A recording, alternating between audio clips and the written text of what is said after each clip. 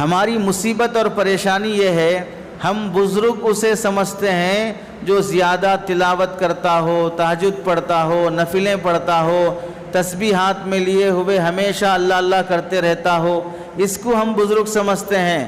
اللہ یہ فرماتے ہیں بزرگ بننے کے لیے سب سے بنیادی بات ہے اللہ کی نافرمانی چھوڑنا۔ ہم سے راتوں میں اٹھ کے تہجد پڑھنا نہیں ہوتا، ٹھیک ہے نہیں ہوتا ہے، اللہ سے معافی مانگتے رہیں، لیکن دن کے اجالے میں بدنظری تو نہ کریں، جھوٹ تو نہ بولیں، دھوکہ تو نہ دیں، حرام خوری تو نہ کریں، رشوت خوری تو نہ کریں، سود مٹی لون کی بزنس سے اور حرام چٹیوں سے توبہ تو کریں۔ تو جو یہ حرام کام ہے اس سے انسان بچنا ضروری ہے۔ تقوی اس کا نام ہے، بزرگی اس کا نام ہے، اللہ والے بننا اس کا نام ہے۔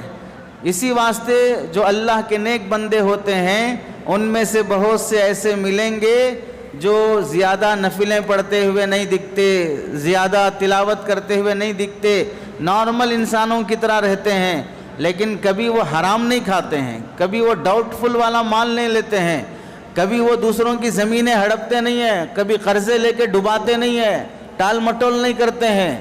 تو رمضان کا مقصد ہے اصل گناہوں سے بچنے والا بن جانا۔